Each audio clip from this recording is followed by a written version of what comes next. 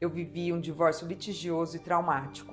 Eu vivi um luto com jornada tripla, desamparada, endividada, sem rede de apoio. 7 anos depois eu realizo um sonho: criar uma comunidade para ajudar mulheres a passarem pelo divórcio sem tanto sofrimento, com mais lucidez e coragem. É a comunidade Eu Vivi.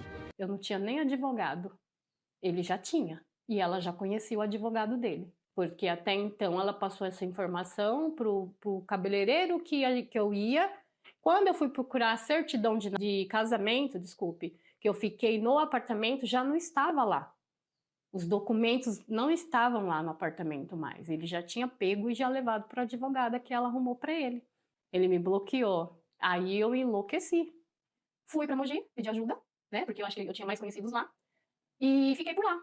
E ele sumido. Ela também. Uma vizinha lá do condomínio me ligou perguntando: Mari, você tá se mudando? Eu falei: não. Ué, mas tá aqui seu marido, a sua amiga e o marido dela fazendo a mudança.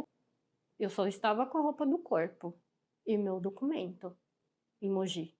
Eu falei: como assim? Tem um monte de gente retirando tudo do apartamento. E aí eu corri de Mogi para Osasco. Quando eu cheguei lá, eles tinham acabado de sair com o caminhão. Aí a vizinha falou: liga pra polícia. Aí eu liguei, o policial chegou, eu fiquei em choque, eu só chorava porque tava tudo vazio. Eu sentada no chão chorando. O policial falou: mas que homem covarde é esse? Sorte dele da gente não ter chegado na hora, porque senão a gente ia aplicar a Lei Maria da Penha nele. E ele ia ter que tirar tudo do caminhão de novo. Aí uma vizinha subiu, eu fui ligar pra essa minha amiga, achando que ela era a única amiga que eu tinha lá, pra perguntar. A vizinha tomou o celular da minha mãe e falou: ela não é sua amiga. E aí eu fiquei sem entender. Assim, o que você tá falando?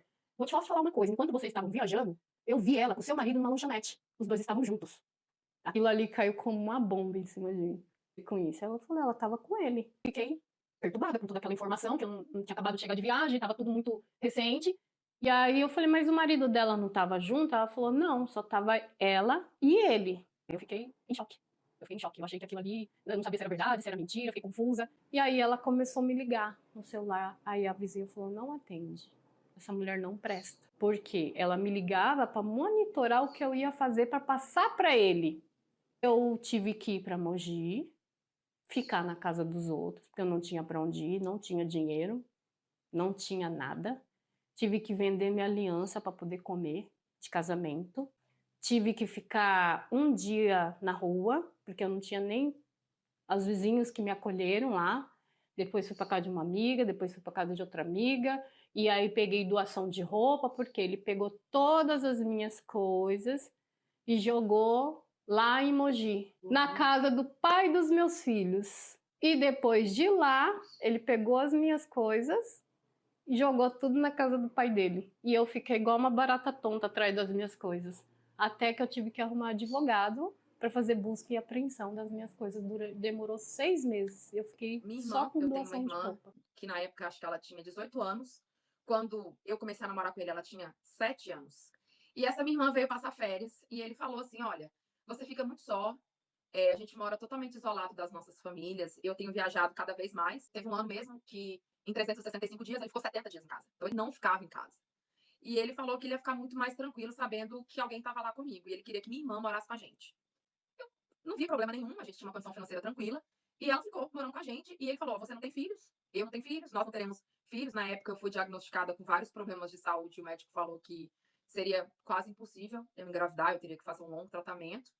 Então eu aceitei, tipo, não vou ser mãe, tá tudo certo. E aí ele falou: nós vamos criar, né, terminar de criar a sua irmã. Vamos dar pra ela tudo que a gente daria pro filho. Eu achei aquilo bonito, romântico, legal. Montamos um quarto pra ela, tudo. Ela, né, era parte da nossa família. E íamos pra igreja, ela, todo mundo evangélico. Nessa época ele não bebia mais, ele, envolvido com várias coisas da igreja. Eu também, a minha irmã. E eu tava trabalhando assim. Eu trabalhava quando ele embarcava. E quando ele voltava em casa, eu já não trabalhava. Porque se eu tivesse trabalhando, ia dar problema. E eu não queria ter problemas com ele. De jeito nenhum. Porque ele tinha. A forma dele de me punir era o silêncio. Ele passava dias sem dirigir a palavra para entender que o que eu fiz foi errado. E aquilo era ensurdecedor. Eu já estava bem mal, debilitada, com os abusos, com a forma dele me tratar, né? Tipo, muito agressivo em casa. Que ele gostava quando eu tinha um semblante de medo. Ele falava que quanto mais eu tinha um semblante de medo para as coisas que ele fazia comigo, mais aquilo estimulava ele. E eu passei a ter cada vez mais medo dele, inclusive de ter intimidade com ele. Amanhã o dinheiro vai estar na sua conta. Aí eu olhei, falei, dinheiro? Ele, né, vou pagar, você vai fazer um intercâmbio. Quando eu vi, eu já tava tirando foto, tipo, aquelas fotos que a gente tira nessas agências de intercâmbio, que você vai ser intercambista, já tinha uma time frame, falando em quantos dias eu estaria na Irlanda, e eu trabalhando, cheia de projetos. E eu falei assim, meu Deus, o que tá acontecendo? Ele, não, você vai, porque você melhora o seu inglês, e de lá você vai pra Escócia encontrar comigo. Eu falei, mas e minha irmã? O que eu vou fazer com ela? Ele falou, não, ela vai também. Ela vai trancar a faculdade, nós vamos todo mundo embora pra Europa. Eu falei, tá bom. Então vambora. Ele falou, mas você tem que ir primeiro, porque você que vai estar me auxiliando, você tem que estar melhorando seu inglês. Eu falei, tá. Aí fui pra Irlanda. Peguei um voo, fui com a mala cheia de remédio, porque eu ainda estava em tratamento, né, para depressão. Ele foi comigo, ele ia ficar lá 2 semanas. E a questão do controle, né? Eu tive que morar no endereço que ele quis, com as pessoas que ele escolheu, do jeito que ele escolheu. Quando eu cheguei na Irlanda, ele falou para mim que eu não podia trabalhar, que ele ia me manter e que ele não queria que eu trabalhasse, que a minha prioridade era aprender inglês para ajudar a empresa dele, porque ele precisava. Tá lá na Irlanda, você começa a conhecer pessoas. Eu, muito desenrolada no inglês, comecei a pegar o jeito da vida lá muito rápido, comecei a ter emprego, comecei a fazer meu dinheiro, e aí eu comecei a me sentir melhor. Opa, tô bem. Os abusos e a violência, aí foi o estupim. Aí chegou num ponto máximo de eu não aguentar. E aí ele ligava e ele começava. Você é uma mulher muito feia, você é gorda, você é burra, você é pobre. No quarto mês que eu tava morando na Irlanda, ele foi pra lá e aí ele começou a fazer umas compras pra ele. Na...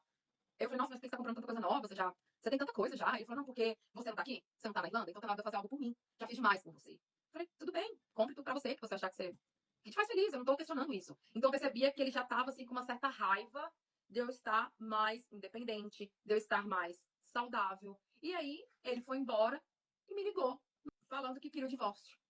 Que um homem do nível dele não tinha que estar com uma mulher tão feia igual a mim. Ele sempre falava, ele sempre se referia a mim como uma mulher feia, burra, incapaz, gorda, que jamais iria conquistar nada. Aí um dia eu liguei pra ele, eu tava indo trabalhar, e ele falou assim: você é tão incompetente, você é tão nada, que até o telefone que você está me ligando pra encher meu saco, foi eu que comprei. Porque você não tem capacidade de ter nada. Você nunca será nada sem mim.